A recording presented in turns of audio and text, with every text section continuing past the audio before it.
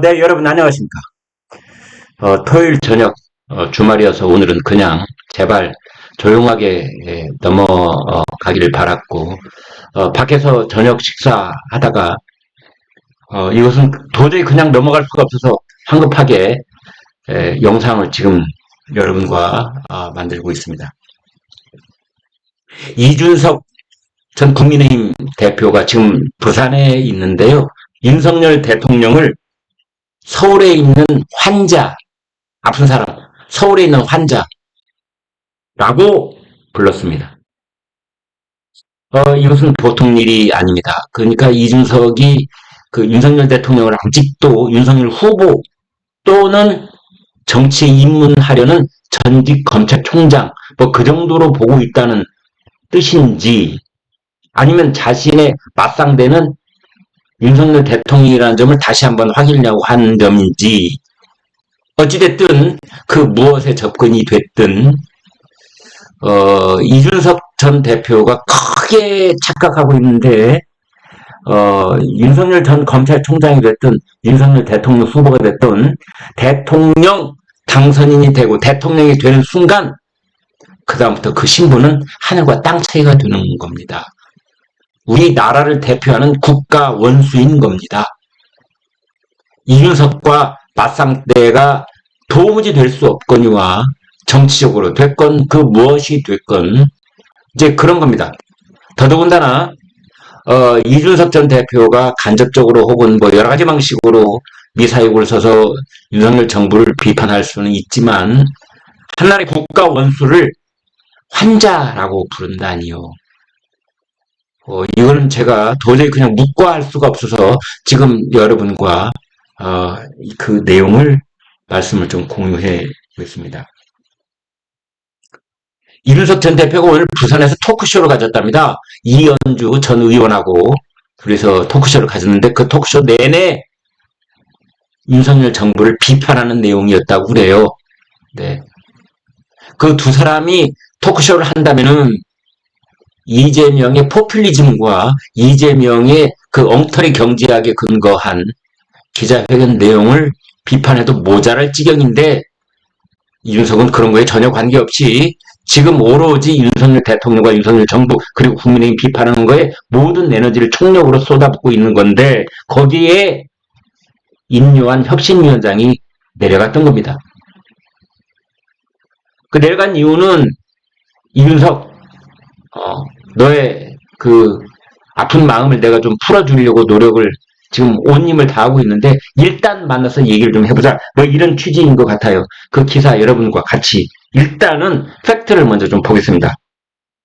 국민의힘 임요한 혁신위원장이 4일 오늘이죠. 오늘 오후에 있었던 일입니다. 오늘 오후 늦게 이준석 전 대표 만나기 위해 깜짝 부산 방문을 했다. 비행기 타고 내려갔습니다. 그런데 회동이 불발이 됐습니다. 오늘 부산 경성대 중앙도서관에서 이준석 앤드 이현주 톡톡 콘서트 그런 행사가 있었다고 그래요. 그런데 이준석이 대화를 위한 전제 조건이 해결되지 않은 상태라 특별히 할 말이 없다. 그러면서 임요한과 만남을 거부를 했습니다. 임요한 위원장은 1시간 반쯤 그 토크 콘서트 현장 자리를 지켰다가 자리를 바로 떴고 기자들이 마이크를 들이댔는데도 별다른 얘기를 하지 않았던 것 같습니다.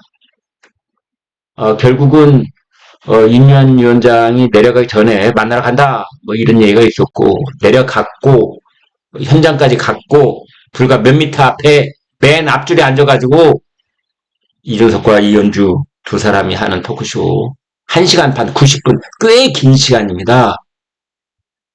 그 시간을 앉아 있었지만 이준석은 거부를 한 것입니다.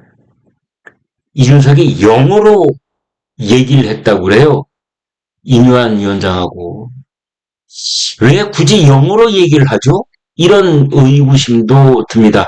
물론 이준석도 미국에서 대학을 다녔기 때문에 영어로 할 수 있겠죠. 임요한 위원장도 영어 잘하고 그러나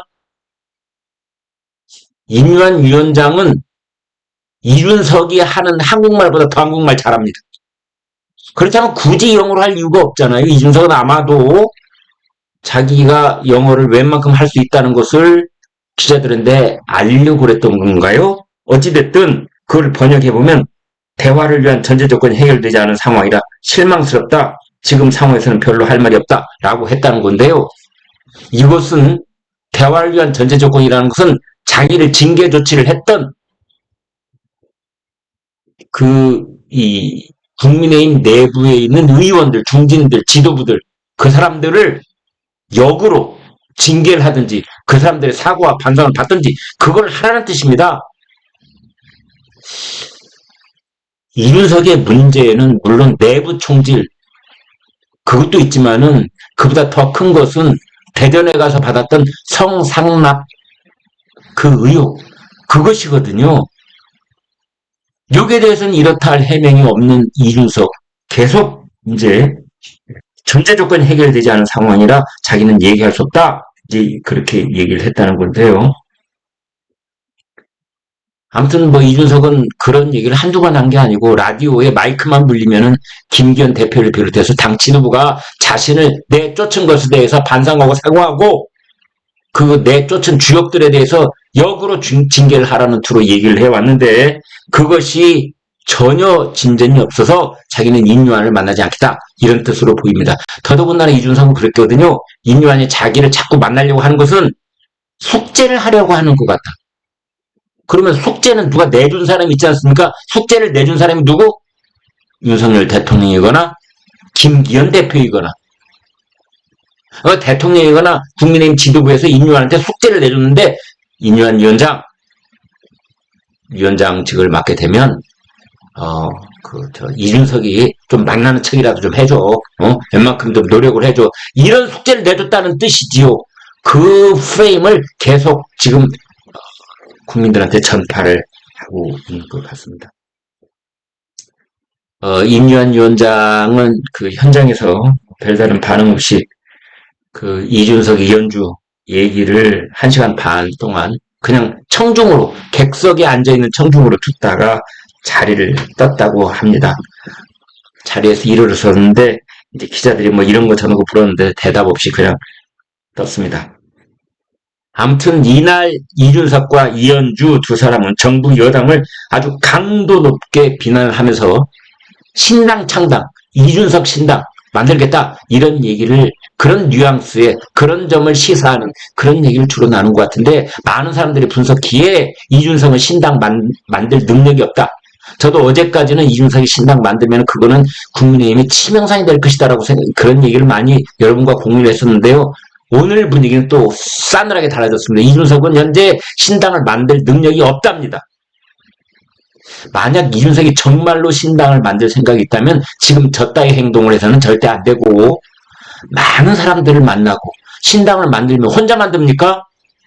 전국적인 조직을 갖추기 위해서 그래서 신당, 창당, 신고를 요건을 갖추기 위해서는 많은 사람들을 지금 바쁘게 만나고 돈도 만들어야 되고 조직도 만들어야 되고 사람도 만나야 되는데 이준석은 전혀 그런 거 없이 그냥 독고다이로 혼자 돌아다니고 있어요. 이거는 신당을 만드는 사람의 행동으로서는 전혀 그런 거는 신당이 아니고 신당은 그냥 운만 띄워놓고 개인 정치하고 다닌다라는 게 오늘 나오고 있는 분석이고 또 다른 여권의 핵심 관계자들이 하고 있는 얘기로는 지금 그 이준석이 뭐 여기 가서 콘서트 저기 가서 토크 콘서트 하고 있는 걸 보면 자기의 그 이준석의 팬덤이 있습니다. 없다고 얘기하지 않겠습니다. 그 팬덤을 다지는 것만 하고 있지 이준석을 향한 어떤 지지가 확장되는 기미는 전혀 보이고 있지 않다.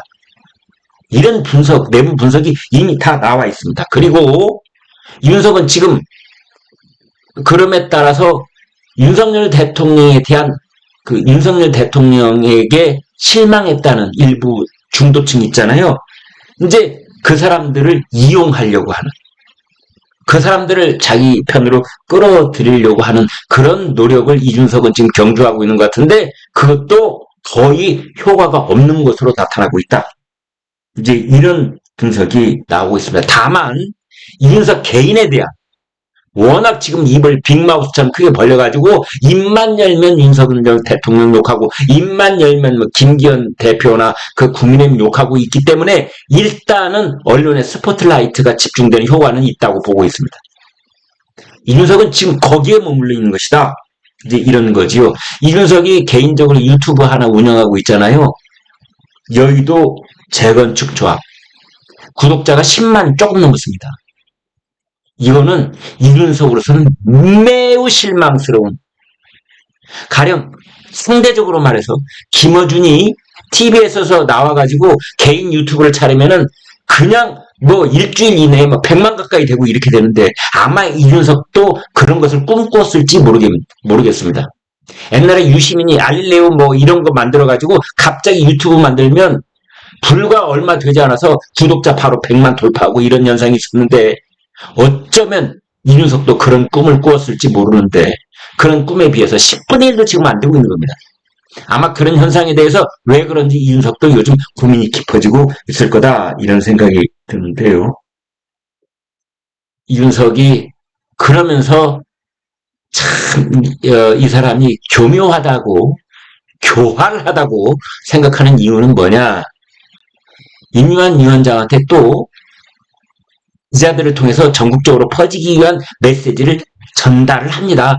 대화를 안 할 뿐이지 자기가 하고 싶은 메시지를 전달하는데 개혁보다 혁명이 아쉽다.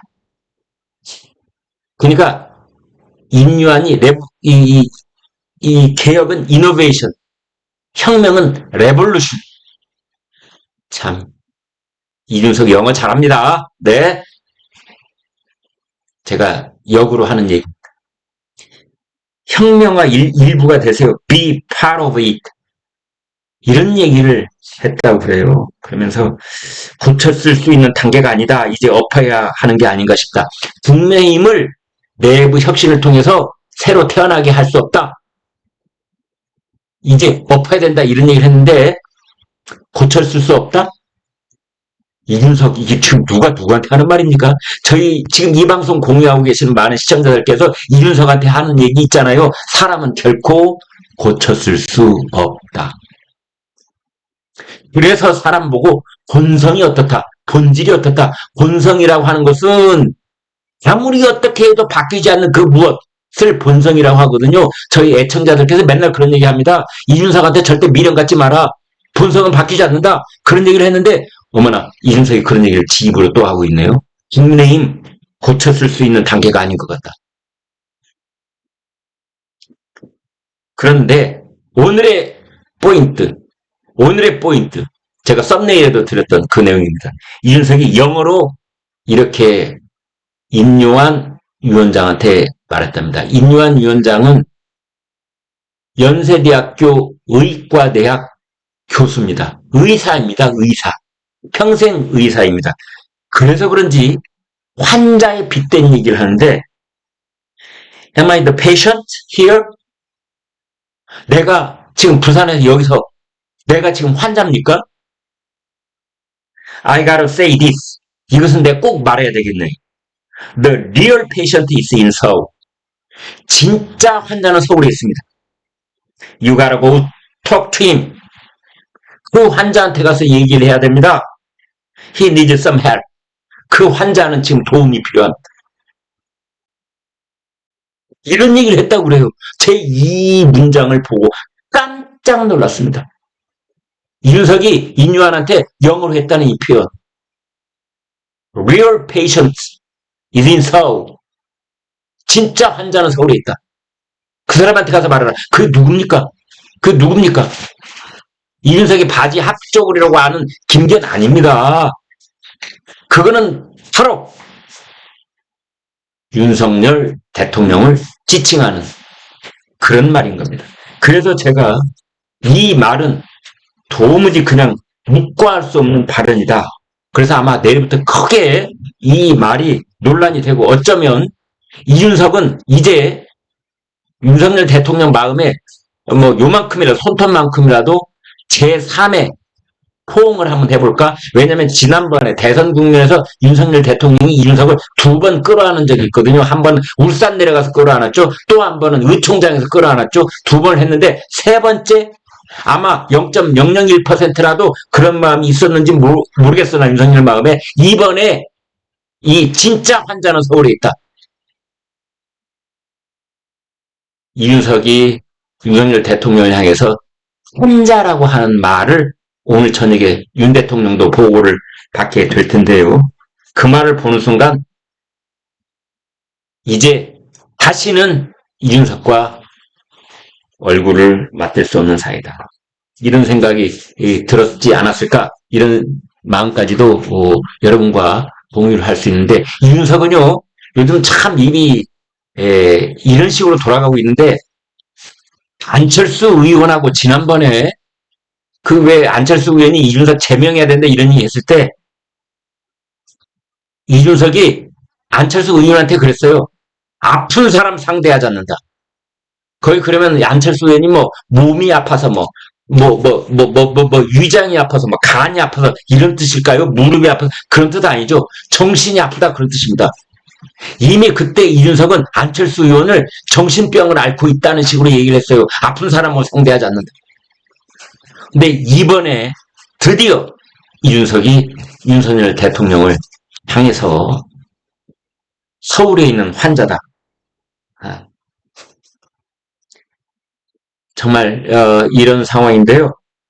보수가 진보랑 다른 점이라고 한다면은 인간이 가지고 있는 그 마지막 어떤 그 예의 범절이라고 할까요?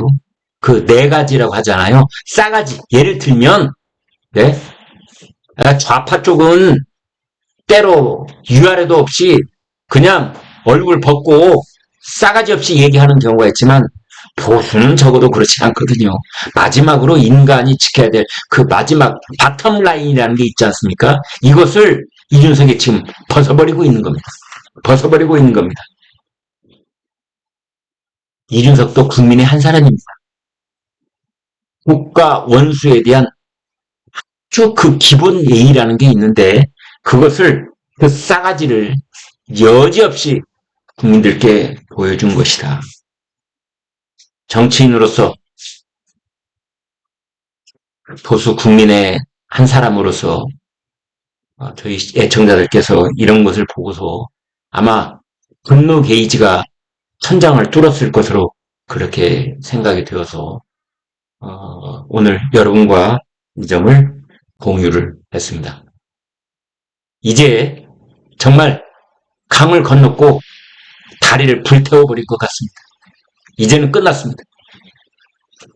더 이상 거기에 대해서 미련을 가질 필요 없다. 이런 저희 시청자들 반응이 지금 부글부글 끓고 있습니다. 여러분 고맙습니다.